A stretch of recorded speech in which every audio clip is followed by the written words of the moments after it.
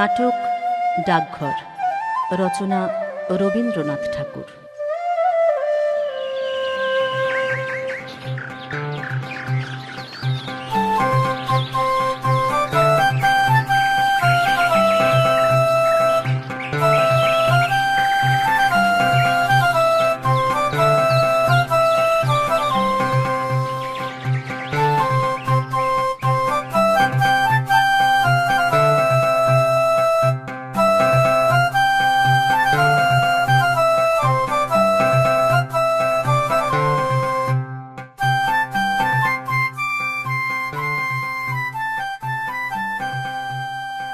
মুশকিলে পড়ে গেছি।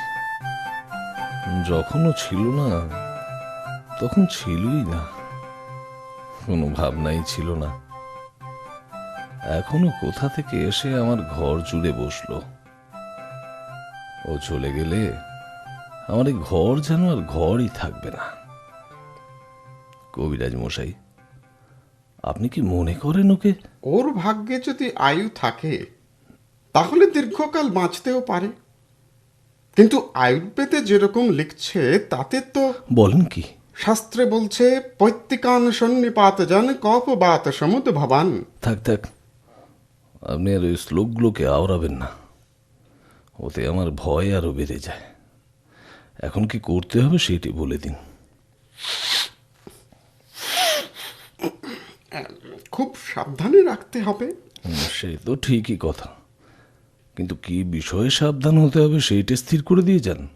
আমি তো পূর্বেই বলেছি ওকে বাইরে একেবারে যেতে দিতে পারবেন না। ছেলে মানুষ, ওকে দিনরাত ঘরের মধ্যে আটকে রাখা যে ভারী শক্ত। তা কি করবেন বলেন? এই শরৎকালের রৌদ্র আর বায়ু দুই ওই বালকের পক্ষে বিষবৎ। কারণ কি না শাস্ত্রে বলছে অপস্মারে জ্বরে কাশে কামলায়াং হলেমিকে। থাক থাক, আপনার শাস্ত্র থাক। তাহলে ওকে বন্ধ ঘরেই রেখে দিতে হবে, অন্য কোনো উপায় নেই? কিছু না, কারণ পবনে তপনে চৈব। আপনার চৈব নিয়ে আমার কি হবে বলেন তো? থাক না, কি করতে হবে সেইটাই বলে দিন।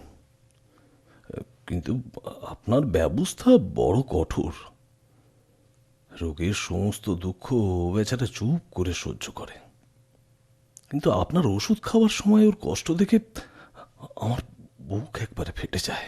সেই কষ্ট যত প্রবল তার ফলও তত বেশি। তাই তো মহর্ষি চবন বলেছেন ভেষজং হিত বাক্যঞ্চ তিক্তং আশু ফলপ্রদং। আজ তবে উঠি দত্তমশাই। বেশ।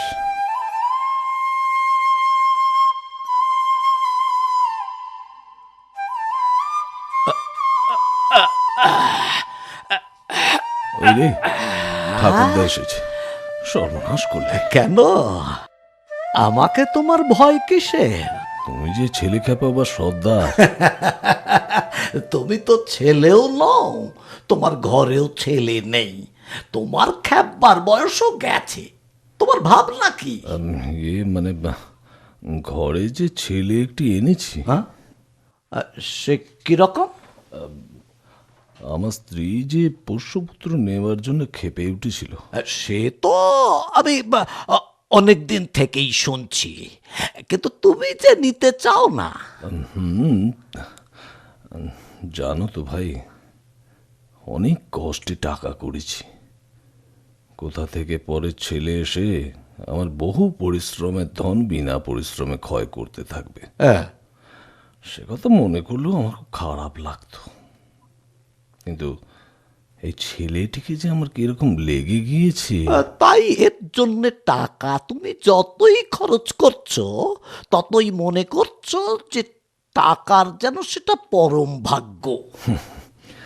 আগে টাকা রোজগার করতুম, সে কেবলই একটা নেশার মতো ছিল, না করে কোনো রকমে থাকতে পারতুম না। কিন্তু এখন যা টাকা করছি সবই ওই ছেলে পাবে জেনে উপার্জনে ভারী একটা আনন্দ পাচ্ছি। বেশ বেশ ভাই, বেশ। তা ছেলেটি কোথায় পেলে বলো দেখি? আমার স্ত্রীর গ্রাম সম্পর্কে ভাইপো, ছোটবেলা থেকেই বেচারার মা নেই। আবার সেদিন বাপও মারা গেছে। আহা, তবে তো আমাকে তার দরকার আছে। কবিরাজ বলছে তার ওইটুকু শরীরে একসঙ্গে বাত, পিত্ত, শ্লেষ্মা যেরকম প্রকোপিত হয়ে উঠেছে, তাতে তার আর বড় আশা নেই। হ্যাঁ? এখনো একমাত্র উপায় কোনো রকমে শরতের রৌদ্র আর বাতাস থেকে বাঁচিয়ে ঘরে বন্ধ করে রাখা। ও, ছেলেগুলোকে ঘরের বাইরে বার করাই তোমার এই বুড়ো বয়সের খেলা, তাই তোমাকে এত ভয় করি। মিছে বলনি। একেবারে একেবারে ভয়ানক হয়ে উঠেছি আমি, শরতের রৌদ্র আর হাওয়ারই মতো। কিন্তু ভাই, ঘরে ধরে রাখবার মতো খেলাও আমি কিছু জানি। আমার কাজকর্ম একটু সেরে আসি, তারপরে আমি ওই ছেলেটির সঙ্গে ভাব করে নেব। হ্যাঁ, বেশ।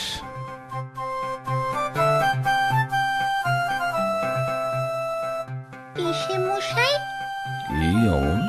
আমি কি ওই উঠোনটাতেও যেতে পারবো না? না বাবা। ওই যেখানটাতে পিসিমা জাঁতা দিয়ে ডাল ভাঙেন, ওই দেখো না, দেখো, যেখানে ভাঙা ডালের খুদগুলি দুই হাতে তুলে নিয়ে লেজের উপর ভর দিয়ে বসে কাঠবিড়ালি কুটুস কুটুস করে খাচ্ছে, ওখানে আমি যেতে পারবো না? না বাবা। আমি যদি কাঠবিড়ালি হতাম তবে বেশ হতো, কিন্তু পিসে মশাই, আমাকে কেন বেরোতে দেবে না? ইয়ে, কবিরাজ বলেছে বাইরে গেলে তোমার অসুখ করবে। কবিরাজ কেমন করে জানলে? বলো কি অমল, কবিরাজ জানবে না? সে যে এত বড় বড় পুঁথি পড়ে ফেলেছে। ও, পুঁথি পড়লে কি সমস্ত জানতে পারে? বেশ বেশ, তাও বুঝি জানো না? আমি যে পুঁথি কিছুই পড়িনি, হুম? তাই জানি নে। দেখো দেখো অমল, এই বড় বড় পণ্ডিতেরা সব তোমারই মতো, বুঝলে? তারা ঘর থেকে বেরোয় না। বেরোয় না? না, কখন বেরোবে বলো? তারা বসে বসে কেবল পুঁথি পড়ে, আর কোনো দিকেই তাদের চোখ নেই। অমলবাবু, তুমিও বড় হলে পণ্ডিত হবে, আর বসে বসে এত বড় বড় সব পুঁথি পড়বে, সবাই দেখে আশ্চর্য হয়ে যাবে। না না পিসে মশাই, তোমার দুটি পায়ে পড়ি, আমি পণ্ডিত হব না পিসে মশাই, আমি পণ্ডিত হব না। সে কি কথা অমল? যদি পণ্ডিত হতে পারতুম তাহলে আমি তো বেঁচে যেতুম। আমি আমি যা আছি সব দেখব, কেবলই দেখে বেড়াবো। শোনো একবার, দেখবে কি? দেখবার এত আছি বাকি। আমাদের জানলার কাছে বসে সে যে দূরে পাহাড় দেখা যায়, আমার ভারী ইচ্ছে করে ওই পাহাড়টা পার হয়ে চলে যাই। কি পাগলের মতো কথা! কাজ নেই, কর্ম নেই, খামোখা পাহাড়টা পার হয়ে চলে যায়। কি যে বলে তা ঠিক নেই। অমল, পাহাড়টা যখন মস্ত বেড়ার মতো উঁচু হয়ে আছে, তখন তো বুঝতে হবে ওটা পেরিয়ে যাওয়া বারণ। নইলে এত বড় বড় পাথর জড়ো করে এত বড় একটা কাণ্ড করার দরকার কি ছিল? পিসে মশাই, তোমার কি মনে হয় ও বারণ করছে? আমার ঠিক বোধ হয় পৃথিবীটা কথা কইতে পারে না, তাই অমনি করে নীল আকাশে হাত তুলে ডাকছে। অনেক দূরের যারা ঘরের মধ্যে বসে থাকে, তারাও দুপুরবেলা একলা জানলার ধারে বসে ওই ডাক শুনতে পায়। পণ্ডিতরা বুঝি শুনতে পায় না?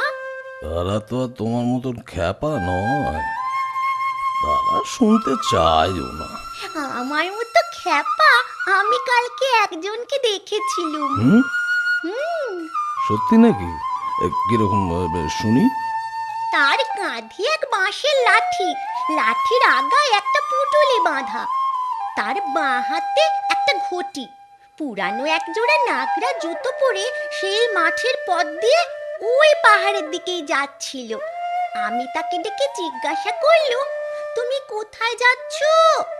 সে বললে, কি জানি, যেখানে হয়। আমি জিজ্ঞাসা করলুম, কেন যাচ্ছ? সে বললে, কাজ খুঁজতে যাচ্ছি। আচ্ছা পিসি মশাই, হুম, কাজ কি খুঁজতে হয়? হয় বই কি, কত লোক কাজ খুঁজে বেড়ায়। বেশ তো, আমিও তাদের মতো কাজ খুঁজে বেড়াবো। আর যদি খুঁজে না পাও? যদি খুঁজে না পাই তো আবার খুঁজবো। আর তারপরে সেই নাগরা জুতো পরা লোকটা চলে গেল। আমি দরজার কাছে দাঁড়িয়ে দাঁড়িয়ে দেখতে লাগলুম। সেই যেখানে ডুমুর গাছের তলা দিয়ে ঝর্ণা বয়ে যাচ্ছে, সেইখানে সে লাঠি নামিয়ে রেখে ঝর্ণার জলে আস্তে আস্তে পা ধুয়ে নিলে। তারপরে পুঁটুলি খুলে ছাতু বের করে জল দিয়ে মেখে নিয়ে খেতে লাগলো। খাওয়া হয়ে গেলে আবার পুঁটুলি বেঁধে ঘাড়ে করে নিলে। পায়ের কাপড় গুটিয়ে নিয়ে সেই ঝর্ণার ভিতর নেমে জল কেটে কেটে কেমন পার হয়ে চলে গেল। পিসিমাকে বলে রেখেছি, ওই ঝর্ণার ধারে গিয়ে একদিন আমি ছাতু খাবো। পিসিমা কি বললে? পিসিমা বললেন, তুমি ভালো হও, তারপর তোমাকে ওই ঝর্ণার ধারে নিয়ে গিয়ে ছাতু খাইয়ে আনবো। কবে আমি ভালো হব? ইয়ে, আর তো দেরি নেই বাবা। দেরি নেই? ভালো হলে কিন্তু আমি চলে যাব। কোথায় যাবে? কত বাঁকা বাঁকা ঝর্ণার জলে আমি পা ডুবিয়ে ডুবিয়ে পার হতে হতে চলে যাব। দুপুর বেলায় সবাই যখন ঘরে দরজা বন্ধ করে শুয়ে আছে, তখন আমি কোথায়, কত দূরে, কেবল কাজ খুঁজে খুঁজে বেড়াতে বেড়াতে চলে যাব। আচ্ছা বেশ, আগে তুমি ভালো হও, তারপরে তুমি। তারপরে আমাকে পণ্ডিত হতে বলো না পিসে মশাই। তুমি কি হতে চাও বলো? এখন আমার কিছু মনে পড়ছে না। আচ্ছা, আমি ভেবে বলবো। বেশ, কিন্তু অমল, তুমি অমন করে ওই যে সে বিদেশি লোককে ডেকে ডেকে কথা বলো না। বিদেশি লোক আমার ভারী ভালো লাগে। যদি তোমাকে ধরে নিয়ে যেত? তাহলে তো সে বেশ হতো, কিন্তু আমাকে তো কেউ ধরে নিয়ে যায় না, সবাই কেবল বসিয়ে রেখে দেয়। আমার কাজ আছে, আমি চললুম। কিন্তু বাবা অমল, বাইরে যেন বেরিয়ে যেও না। যাব না, কিন্তু পিসে মশাই, হুম, রাস্তার ধারের এই ঘরটিতে আমি বসে থাকবো। বেশ।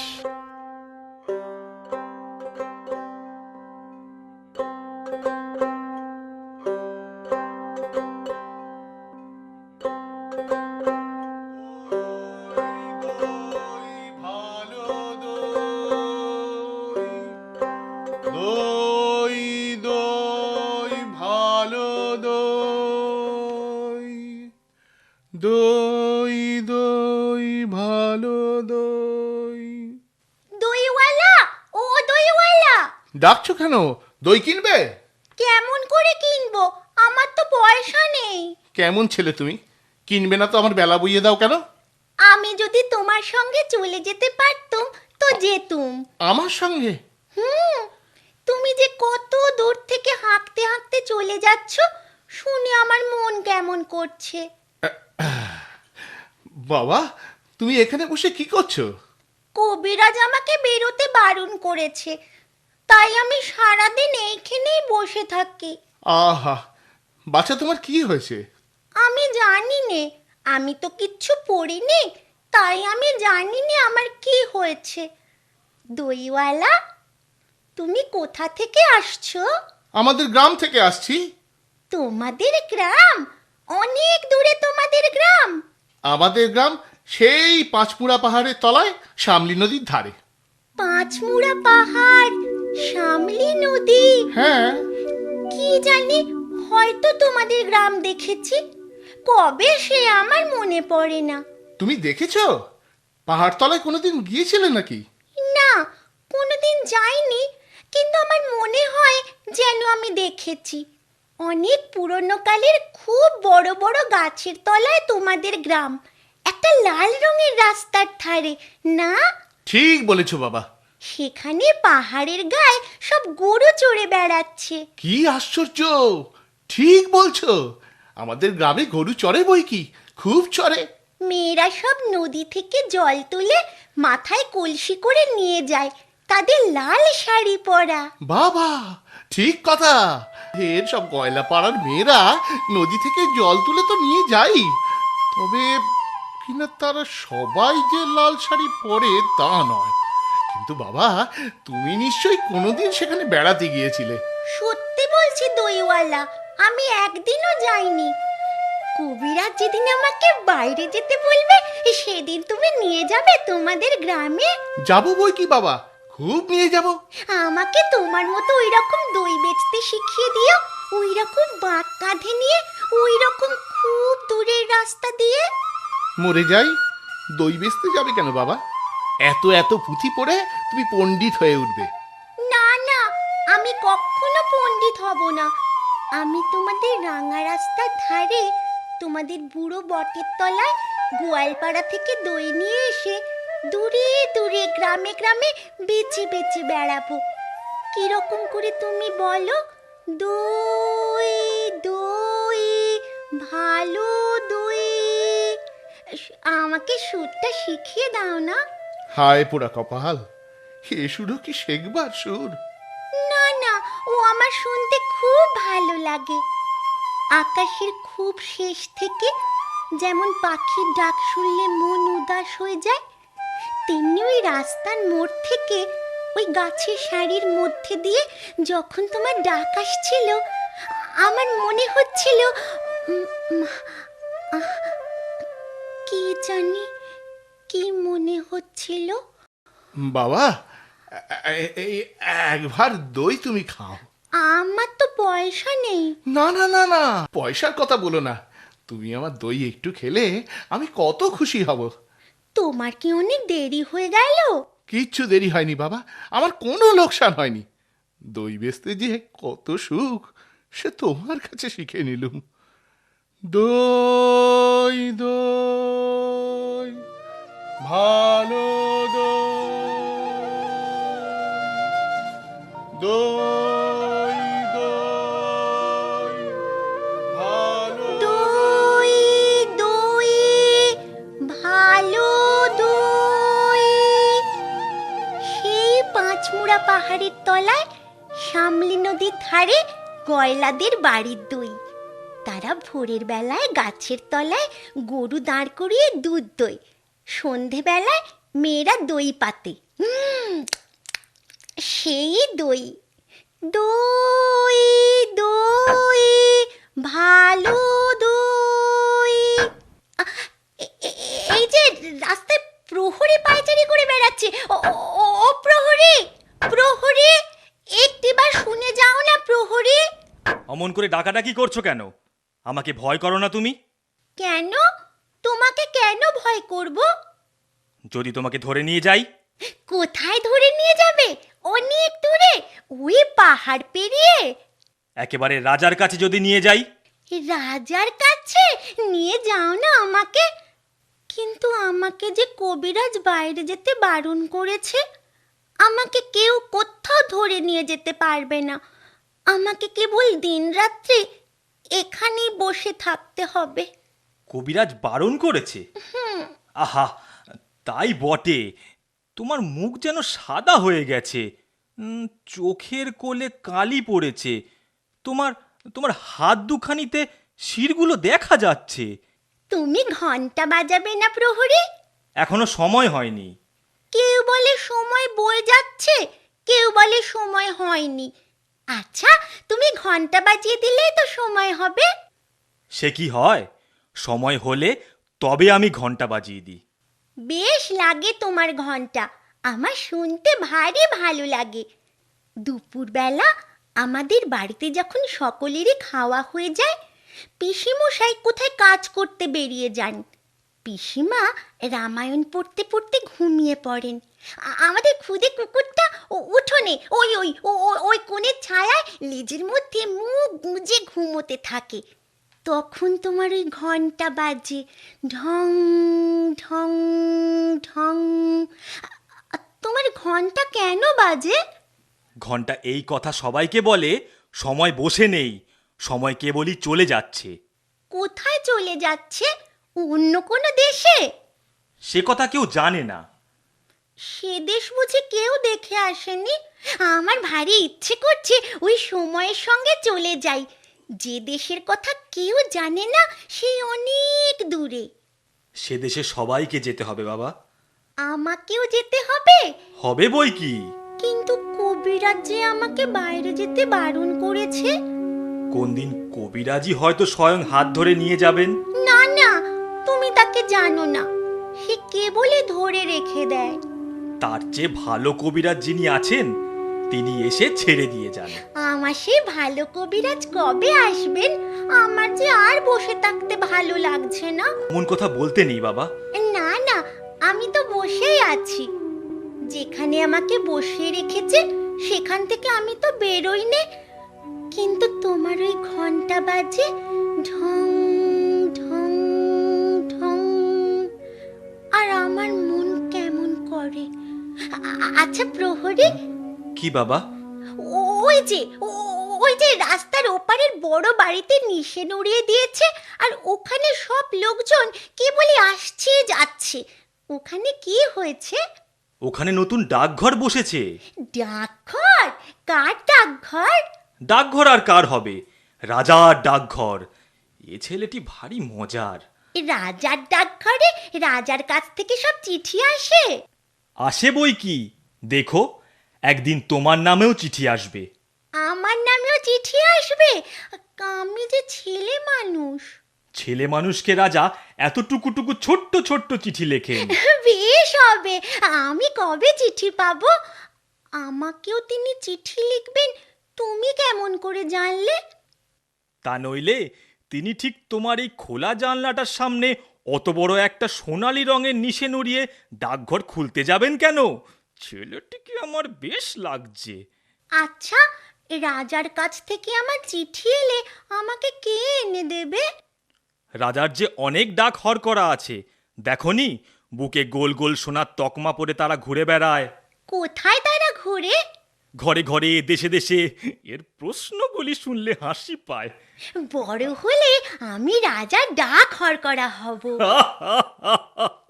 ডাক হর করা সে ভারী মস্ত কাজ। রোদ নেই, বৃষ্টি নেই, গরিব নেই, বড় মানুষ নেই, সকলের ঘরে ঘরে চিঠি বিলি করে বেড়ানো। সে খুব জবর কাজ। তুমি হাসছো কেন? আমার ওই কাজটাই সকলের চেয়ে ভালো লাগছে। না না, তোমার কাজও খুব ভালো। দুপুরবেলা যখন রোদ্দুর ঝাঁ ঝাঁ করে, তখন ঘন্টা বাজে, ঢং ঢং ঢং।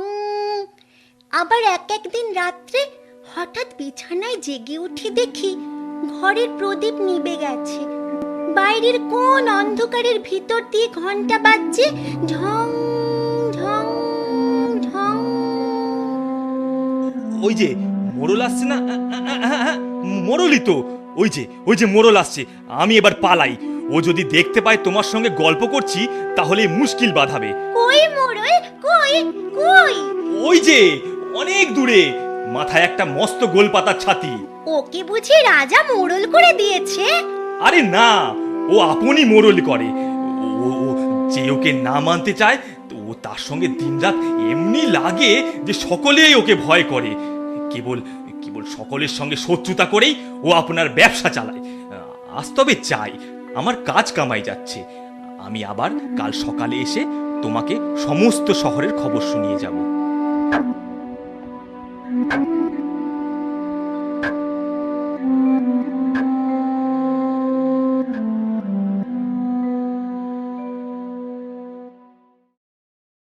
রাজার কাছ থেকে রোজ একটা করে চিঠি যদি পাই তাহলে বেশ হয়। এই জানলার কাছে বসে বসে পড়ি।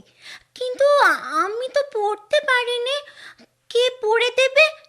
পিসিমা তো রামায়ণ পড়ে। পিসিমা কি রাজার লেখা পড়তে পারে? কেউ যদি পড়তে না পারে জমিয়ে রেখে দেব, আমি বড় হলে পড়ব। কিন্তু ডাক হরকরা যদি আমাকে না চেনে? মোড়ল মশাই, ও মোড়ল মশাই, একটা কথা শুনে যাও। কে রে রাস্তার মধ্যে আমাকে ডাকাডাকি করে? কোথাকার বাঁদর এটা? তুমি মোড়ল মশাই, তোমাকে তো সবাই মানে। হ্যাঁ হ্যাঁ, মানে বই কি, খুব মানে। রাজার ডাক হরকরা তোমার কথা শোনে। না শুনে তার প্রাণ বাঁচে? বাস রে, সাধ্য কি? তুমি ডাক হরকরাকে বলে দেবে আমারই নাম অমল, আমি এই জানলার কাছটাতে বসে থাকি। কেন বলো দেখি? আমার নামে যদি চিঠি আসে। তোমার নামে চিঠি? তোমাকে কে চিঠি লিখবে? রাজা যদি চিঠি লেখে তাহলে। ছেলেটা তো কম নয়। রাজা তোমাকে চিঠি লিখবে? তা লিখবে বই কি, তুমি যে তার পরম বন্ধু। কদিন তোমার সঙ্গে দেখা না হয়ে রাজা শুকিয়ে যাচ্ছে, খবর পেয়েছি। আর বেশি দেরি নেই, চিঠি হয়তো আজই আসে কি কালই আসে। মোড়ল মশাই, হুম? তুমি অমন করে কথা করছো কেন? তুমি কি আমার উপর রাগ করেছো? বাস রে, তোমার ওপর আমি রাগ করব? এত সাহস আমার? রাজার সঙ্গে তোমার চিঠি চলে? মাধব দত্তের দেখছি বড় বার হয়েছে, 2 পয়সা জমিয়েছে কিনা। এখন তার ঘরে রাজা বাদশার কথা ছাড়া আর কারো কথা নেই। রোশো, ওকে মজা দেখাচ্ছি। ওরে ছোঁড়া, বেশ শীঘ্রই যাতে রাজার চিঠি তোদের বাড়িতে আসে আমি তার বন্দোবস্ত করছি। না না, তোমাকে কিছু করতে হবে না। কেন রে? তোর খবর আমি রাজাকে জানিয়ে দেব, তিনি তাহলে আর দেরি করতে পারবেন না। তোমাদের খবর নেয়ার জন্যে এখনই পাইক পাঠিয়ে দেবেন। না, মাধব দত্তের ভারী আস্পর্ধা, রাজার কানে একবার উঠলে দুরস্ত হয়ে যাবে।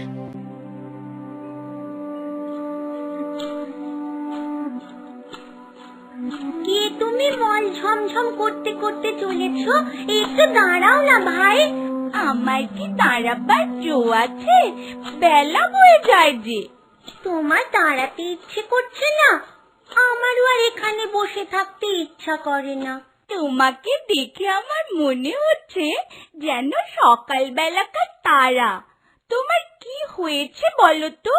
জানি নে কি হয়েছে, কবিরাজ আমাকে বেরোতে বারণ করেছে। আহা, তবে বেরিও না, কবিরাজের কথা মেনে চলতে হয়। দুরন্তপনা করতে নেই, তাহলে লোকে দুষ্টু বলবে।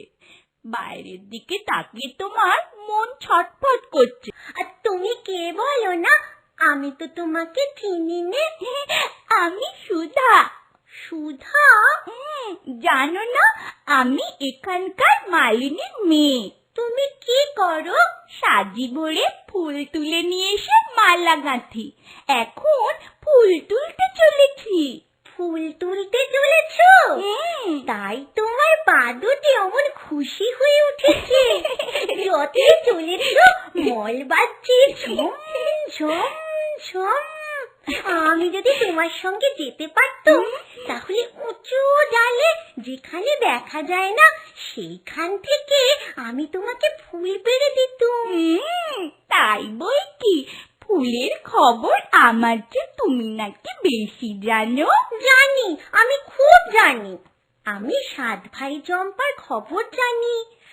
আমার মনে হয় আমাকে যদি সবাই ছেড়ে দেয় তাহলে আমি চলে যেতে পারি খুব ঘন বনের মধ্যে, যেখানে রাস্তা খুঁজে পাওয়া যায় না। সরু ডালের সব আগায় যেখানে মরুয়া পাখি বসে বসে দোল খায়, সেইখানে আমি চাপা হয়ে ফুটতে পারি। তুমি আমার পারুল দিদি হবে। কি বুদ্ধি তোমার! পারুল দিদি আমি কি করে হব? আমি তো সুধা, আমি শশী মালিনীর মেয়ে। আমাকে রোজ এত এত মালা গাঁথতে হয়। আমি যদি তোমার মতো ওখানে বসে থাকতে পারতুম তাহলে কেমন মজা হতো। তাহলে সমস্ত দিন কি করতে? আমার বেনে বউ পুতুল আছে, তার বিয়ে দিতুম। আমার খুশি মেনি আছে, তাকে নিয়ে যাই। বেলা বয়ে যাচ্ছে, দেরি হলে ফুল আর থাকবে না। আমার সঙ্গে আরেকটু গল্প করো না, আমার খুব ভালো লাগছে। হ্যাঁ, আচ্ছা বেশ, তুমি দুষ্টুমি করো না, লক্ষ্মী ছেলে হয়ে এইখানে স্থির হয়ে বসে থাকো। আমি ফুল তুলে ফেরবার পথে তোমার সঙ্গে গল্প করে যাব, কেমন? আর আমাকে একটি ফুল দিয়ে যাবে? ফুল? ফুল অমনি কেমন করে দেব? দাম দিতে হবে যে। দাম? আমি যখন বড় হব তখন তোমাকে দাম দেব। আমি কাজ খুঁজতে চলে যাব ওই ঝর্ণা পার হয়ে, তখন তোমাকে দাম দিয়ে যাব। আচ্ছা বেশ। তুমি তাহলে ফুল তুলে আসবে? আসবো। আসবে? আসবো আসবো। আমাকে ভুলে যাবে না, আমার নাম অমল, মনে থাকবে তোমার? না না, ভুলবো না, দেখো মনে থাকবে।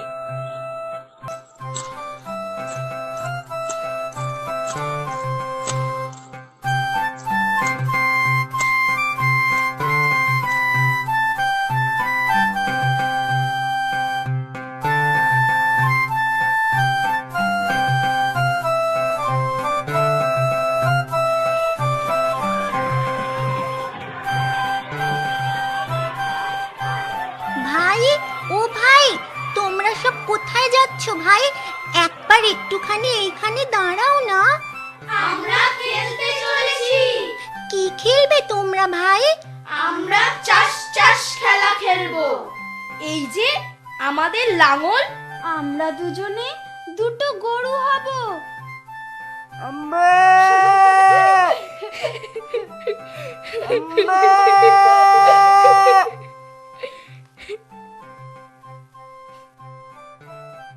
আমি আর ও নদী থেকে এই বালতি করে জল তুলে এনে জমিতে ঢেলে দেব।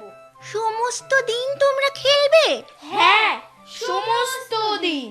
তারপরে সন্ধ্যার সময় নদীর ধার দিয়ে বাড়ি ফিরে আসবে? হ্যাঁ, সন্ধ্যার সময় ফিরবো। আমার এই ঘরের সামনে দিয়ে ফিরো ভাই। তুমি বেরিয়ে এসো না, আমাদের সঙ্গে খেলবে চলো। কবিরাজ আমাকে বেরিয়ে যেতে মানা করেছে। কবিরাজ? কবিরাজের মানা তুমি শোনো বুঝি? চল ভাই চল।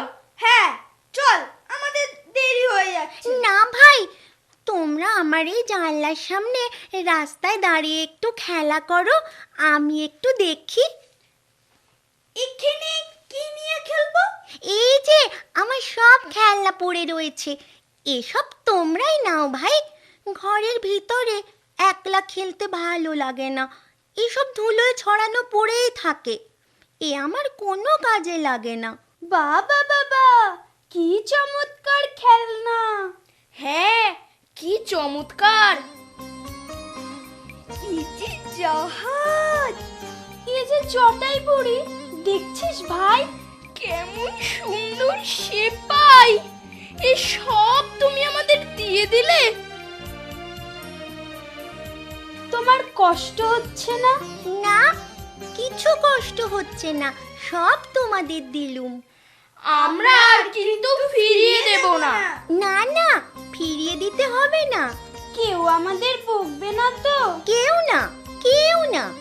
কিন্তু রোজ সকালে তোমরা এই খেলনাগুলো নিয়ে আমার এই দরজার সামনে খানিকক্ষণ ধরে খেলো, আবার এগুলো পুরনো হয়ে গেলে আমি নতুন খেলনা আনিয়ে দেব। বেশ ভাই, আমরা রোজ এখানে খেলে যাব। ও ভাই, সেপাইগুলোকে এখানে সাজা, আমরা লড়াই লড়াই খেলি। বন্দুক কোথায় পাই? বন্দুক ওই তো একটা মস্ত সরকাঠি। চল চল, ওই থেকে ভেঙে ভেঙে নিয়ে আমরা বন্দুক বানাই। কিন্তু ভাই, তুমি যে ঘুমিয়ে পড়ছো। হ্যাঁ, আমার ভারী ঘুম পেয়ে আসছে, জানি নে কেন আমার থেকে থেকে ঘুম পায়। অনেকক্ষণ বসে আছি, আমি আর বসে থাকতে পারছি নে, পিঠ ব্যথা করছে। এখন তো সবে 1 প্রহর বেলা, এখনই তোমার ঘুম পায় কেন?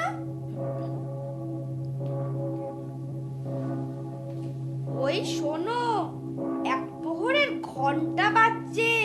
হ্যাঁ, ওই যে বাজছে, ঢং ঢং ঢং, আমাকে ঘুমোতে যেতে ডাকছে। তবে আমরা এখন যাই, কাল সকালে আবার আসবো। যাবার আগে তোমাদের একটা কথা জিজ্ঞাসা করি ভাই, তোমরা তো বাইরে থাকো, তোমরা ওই রাজার ডাকঘরের ডাক হরকরাতে চেনো? হ্যাঁ, চিনি বই কি, আমরা খুব চিনি। কে তারা? নাম কি? একজন আছে বাদল হরকরা, একজন আছে শরৎ, আরো কত আছে।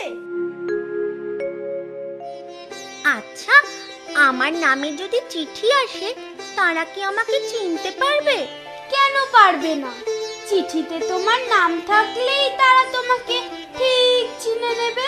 কাল সকালে যখন আসবে, তাদের একজনকে ডেকে এনে আমাকে চিনিয়ে দিও না। আচ্ছা, দেব। চল চল চল, খেলতে চল, আমরা যাই, কাল আবার আসবো।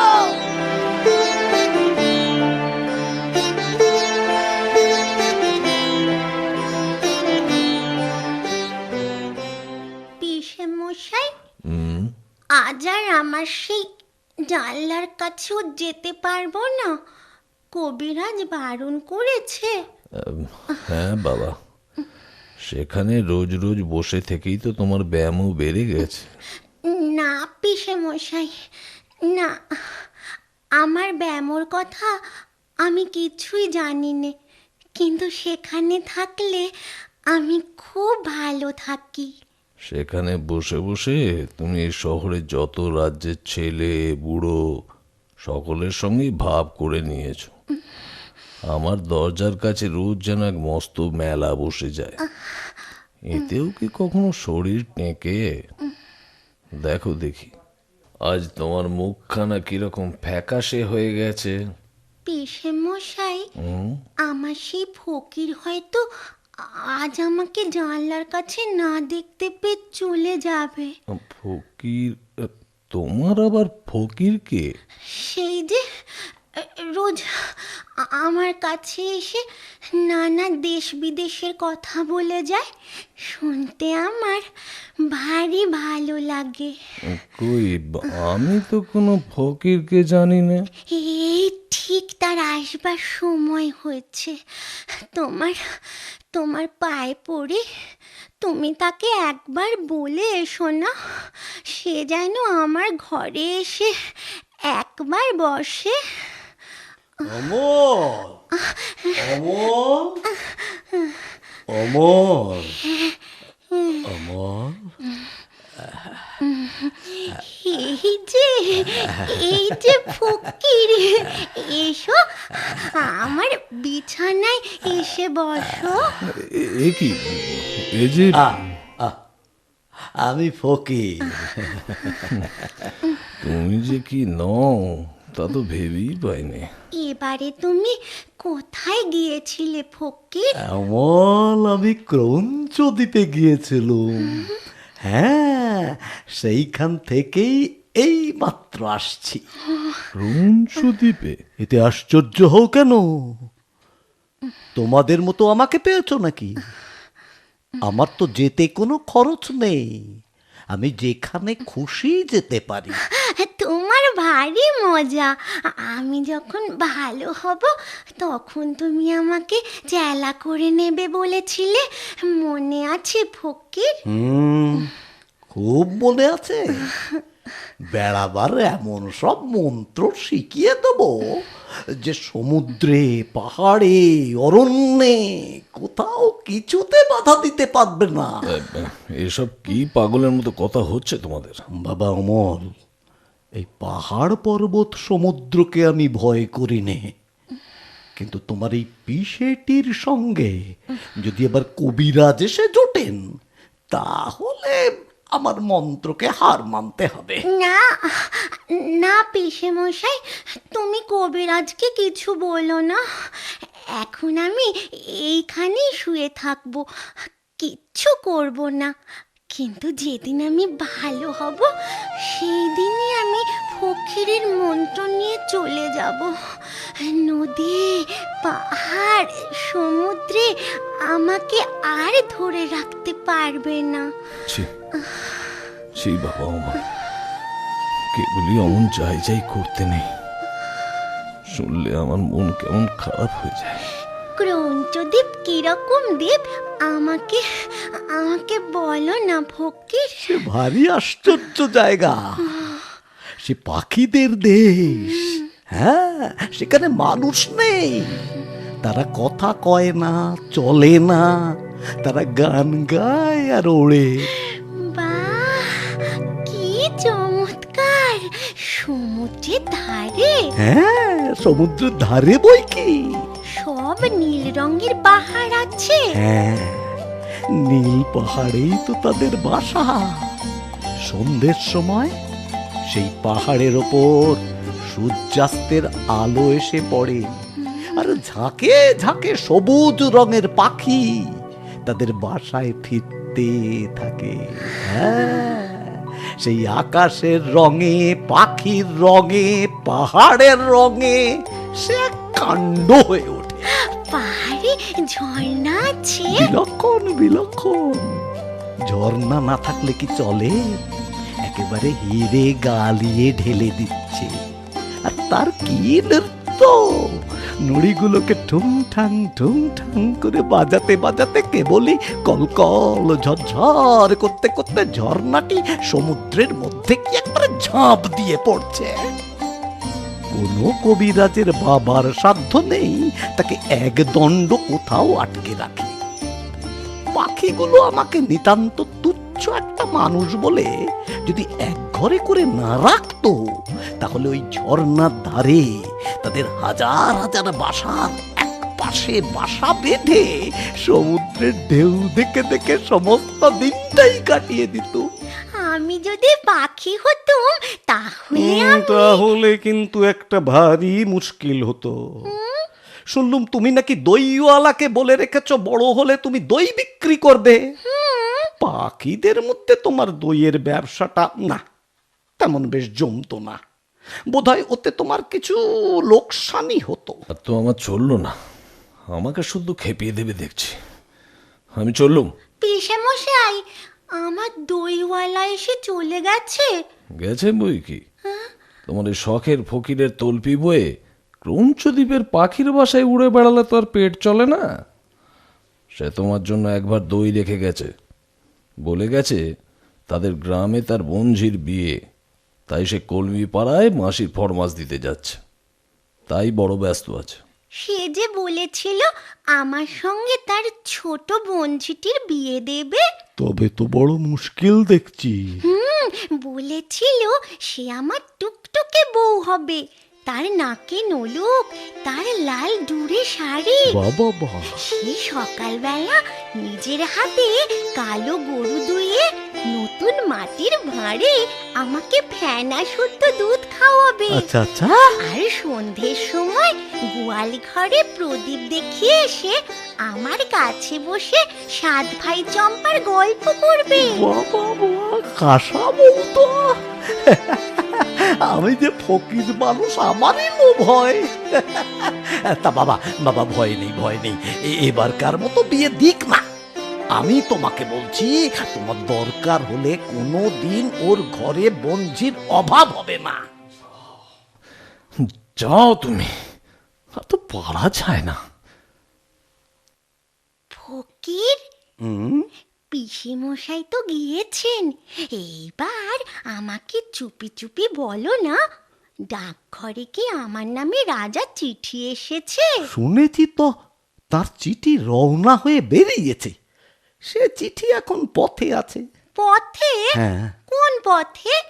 সেই যে বৃষ্টি হয়ে আকাশ পরিষ্কার হয়ে গেলে অনেক দূরে দেখা যায় সেই ঘন বনের পথে? তবে তো তুমি সব জানো দেখছি। হ্যাঁ, সেই পথেই তো। আমি সব জানি ফকির। তাই তো দেখতে পাচ্ছি।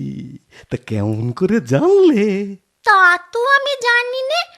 আমি যেন চোখের সামনে দেখতে পাই রাজা ডাকর করা পাহাড়ের উপর থেকে একলা কেবলই নেমে আসছে। বাঁ হাতে তার লণ্ঠন, কাঁধে তার চিঠির থলি।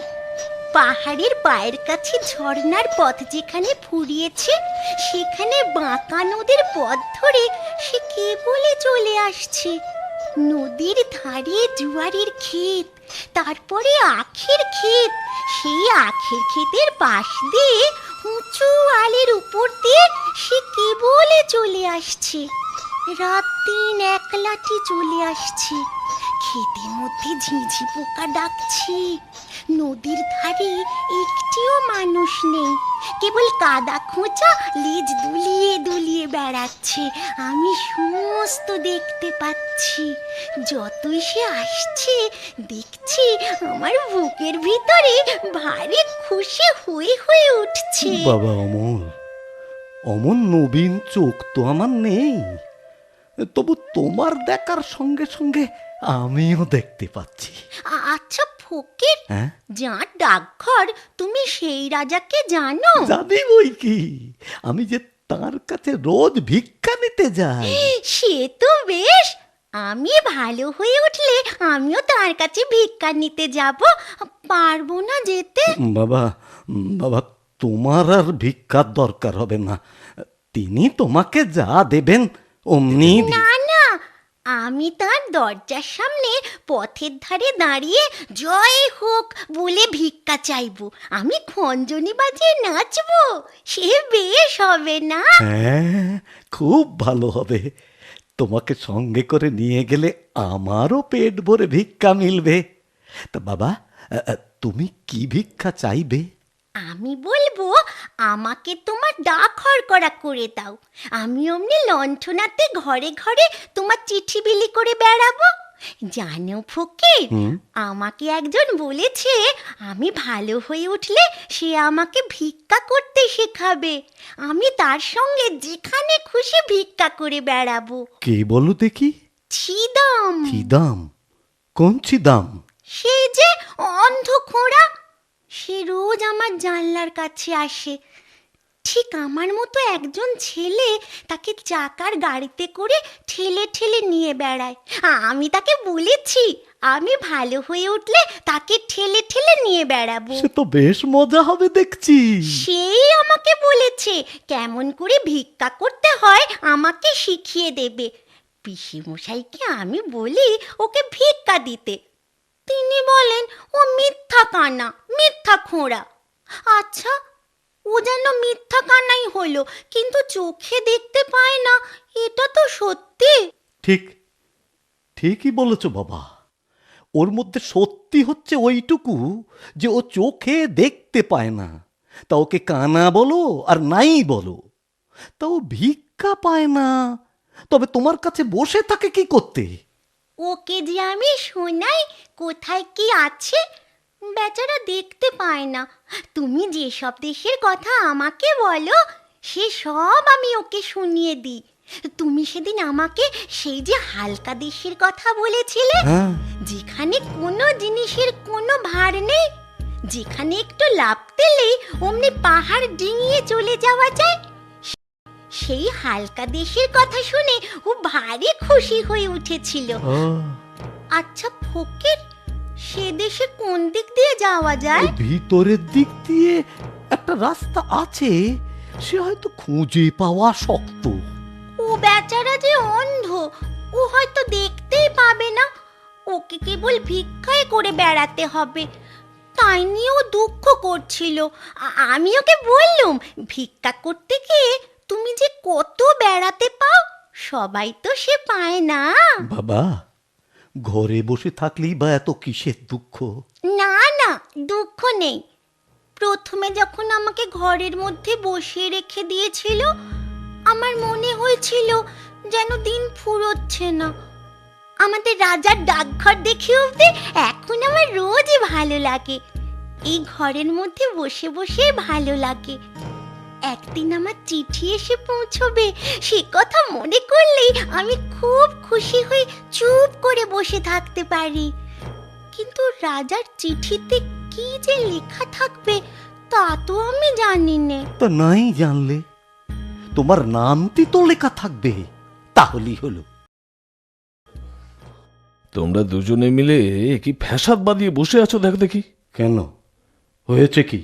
শুনছি তোমরা নাকি রটিয়েছ রাজা তোমাদেরই চিঠি লিখবেন বলে ডাকঘর বসিয়েছেন। তাতে হয়েছে কি?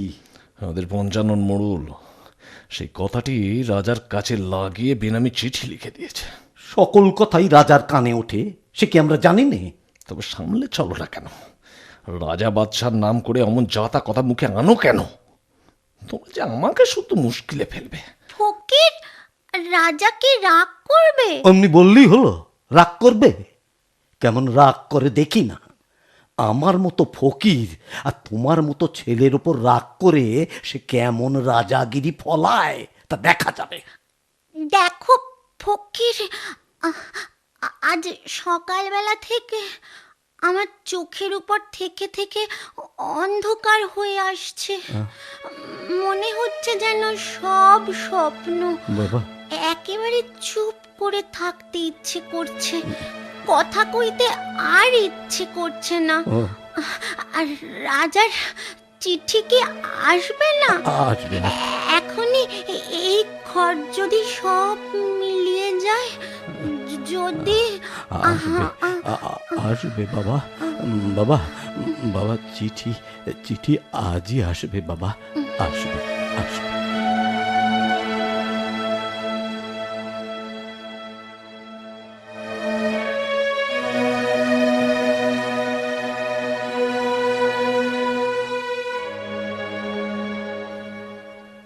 আজ কেমন ঠেকছে? কবিরাজ মশাই, আজ খুব ভালো বোধ হচ্ছে। মনে হচ্ছে যেন সব বেদনা চলে গেছে। দত্তমশাই, ওই হাসিটি তো ভালো ঠেকছে না।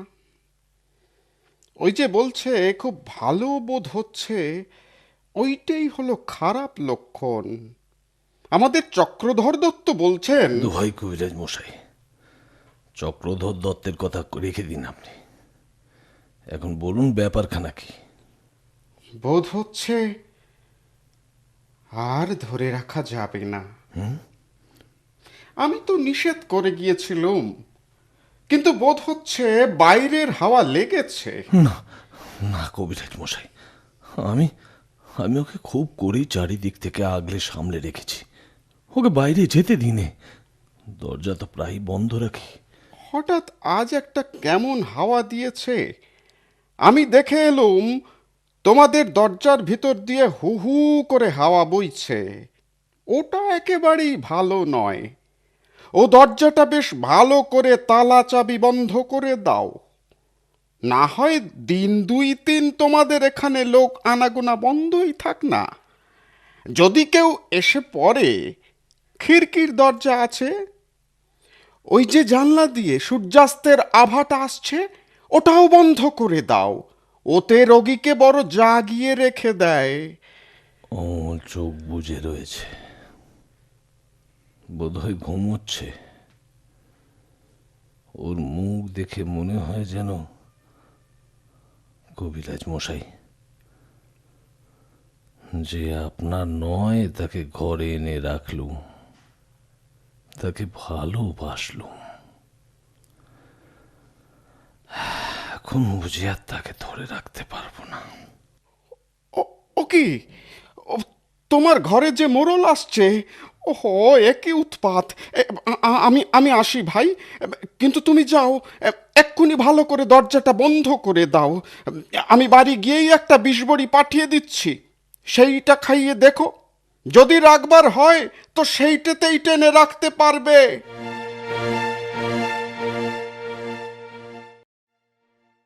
কিরে ছোঁড়া? না ফকির, তুমি ভাবছো আমি ঘুমোচ্ছি। আমি ঘুমোইনি, আমি সব শুনছি। আমি যেন অনেক দূরের কথাও শুনতে পাচ্ছি। আমার মনে হচ্ছে আমার মা, আমার বাবা যেন শিয়রের কাছে কথা করছেন। ওয়ে মাধব দত্ত, আহ, আজকাল তোমাদের যে খুব বড় বড় লোকের সঙ্গে সম্বন্ধ। বলেন কি মোড়ল মশাই, এমন পরিহাস করবেন না। আমরা নিতান্তই সামান্য লোক। তোমাদের এই ছেলেটি যে রাজার চিঠির জন্য অপেক্ষা করে আছে। ও ছেলে মানুষ, পাগল, ওর কথা ধরতে আছে কি? না না না, এতে আর আশ্চর্য কি? তোমাদের মতন এমন যোগ্য ঘর রাজা পাবেন কোথায়? সেই জন্যেই দেখছো না, ঠিক তোমাদের জানলার সামনেই রাজার নতুন ডাকঘর বসেছে। ওরে ছোড়া, তোর নামে রাজার চিঠি এসেছে যে। সত্যি? এ কি সত্যি না হয়ে যায়? তোমার সঙ্গে রাজার বন্ধুত্ব। এই যে তার চিঠি। আমাকে ঠাট্টা করো না ফকির।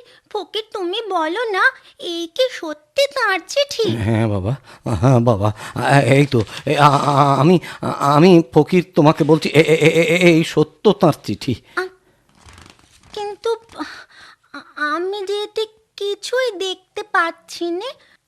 আমার চোখে আজ সব সাদা হয়ে গেছে। মোড়ল মশাই, বলে দাও না, এই চিঠিতে কি লেখা আছে? রাজা লিখছেন, আমি আজকালের মধ্যেই তোমাদের বাড়িতে যাচ্ছি। আমার জন্যে তোমাদের মুড়ি মুড়কির ভোগ তৈরি করে রেখো। রাজভবন আর আমার এক দণ্ড ভালো লাগছে না।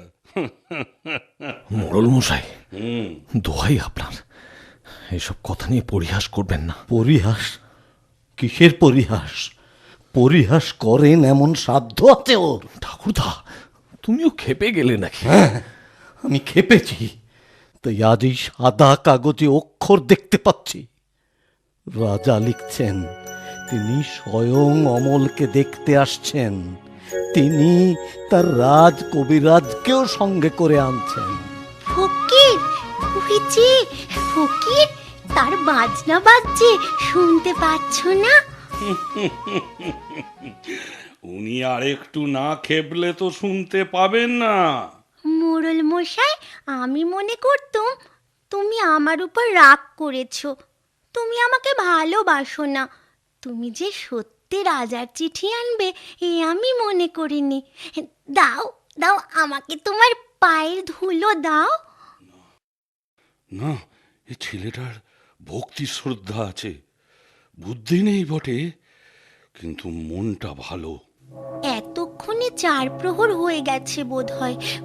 ওই যে ঢং ঢং ঢং, সন্ধ্যা তারা কি উঠেছে ফকির?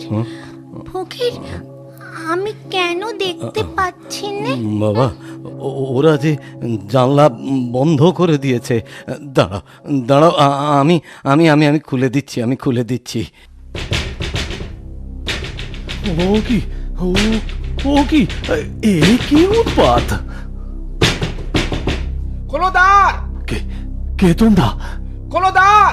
মোড়ল মশাই, এ তো ডাকাত নয়। কে রে? আমি পঞ্চানন মোড়ল। তোদের মনে ভয় নেই নাকি?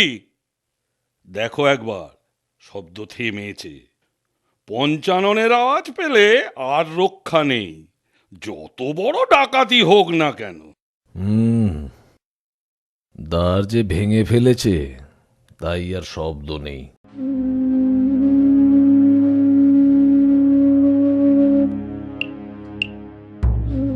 মহারাজ আজ রাত্রে আসবেন।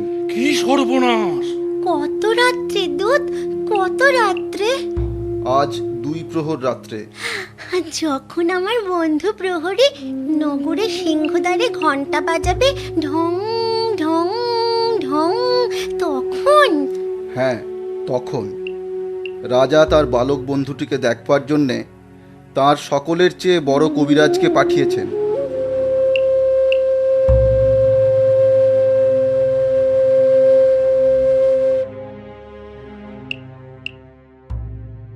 একে চারদিকে সমস্তই যে বন্ধ, খুলে দাও, খুলে দাও, যত দ্বার জানলা আছে সব খুলে দাও। অমল, বাবা, কেমন বোধ করছো? খুব ভালো, খুব ভালো কবিরাজ মশাই। আমার আর কোনো অসুখ নেই, কোনো বেদনা নেই। সব খুলে দিয়েছো, সব তারাগুলি দেখতে পাচ্ছি, অন্ধকারের ওপারকার সব তারা। অর্ধরাত্রে যখন রাজা আসবেন, তখন তুমি বিছানা ছেড়ে উঠে তার সঙ্গে বেরোতে পারবে? পারবো, আমি পারবো। বেরোতে পারলে আমি বাঁচি। আমি রাজাকে বলবো, এই অন্ধকার আকাশে ধ্রুব তারাটিকে দেখিয়ে দাও। আমি সে তারা বোধহয় কতবার দেখেছি, কিন্তু সে যে কোনটা সে তো আমি চিনি নে। তিনি সব চিনিয়ে দেবেন। মাধব, এই ঘরটি রাজার আগমনের জন্যে পরিষ্কার করে ফুল দিয়ে সাজিয়ে রাখো। মোড়লকে তো এ ঘরে রাখা চলবে না। না না কবিরাজ মশাই, উনি আমার বন্ধু। তোমরা যখন আসোনি, উনি আমাকে রাজার চিঠি এনে দিয়েছিলেন। আচ্ছা আচ্ছা আচ্ছা বাবা, উনি যখন তোমার বন্ধু, তখন উনিও এ ঘরে রইলেন। বাবা, রাজা তোমাকে ভালোবাসেন, তিনি স্বয়ং আজ আসছেন। তার কাছে কিছু প্রার্থনা করো। আমাদের অবস্থা তো ভালো নয়, জানো তো সব। সে আমি সব ঠিক করে রেখেছি পিসে মশাই, সে তোমার কোনো ভাবনা নেই। কি ঠিক করেছো বাবা? আমি তার কাছে চাইবো তিনি যেন আমাকে তার ডাকঘরের হরকরা করে দেন। আমি দেশে দেশে ঘরে ঘরে তার চিঠি বিলি করব। হায় আমার কপাল! পিসে মশাই, রাজা আসবেন, তার জন্য কি ভোগ তৈরি রাখবে? তিনি বলে দিয়েছেন তোমাদের এখানে তার মুড়ি মুরকির ভোগ হবে। মুড়ি মুরকি?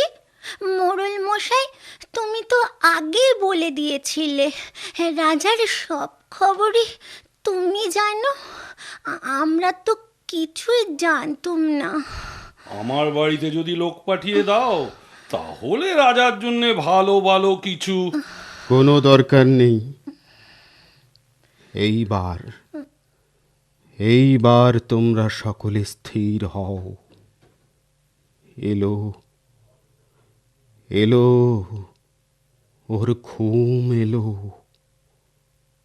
আমি বালকের শিয়রের কাছে বসবো, ওর ঘুম আসছে। প্রদীপের আলো নিভিয়ে দাও।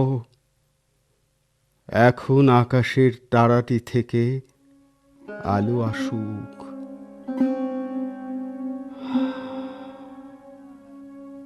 ওর ঘুম এসেছে। তুমি তুমি অমন মূর্তিটির মতো হাত জোর করে নীরব হয়ে আছো কেন?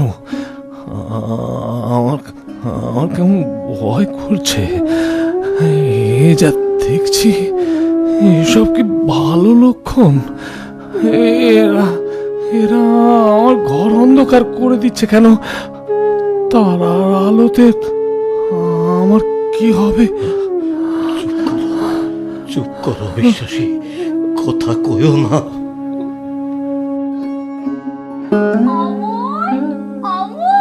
অমর, ও ঘুমিয়ে পড়েছে।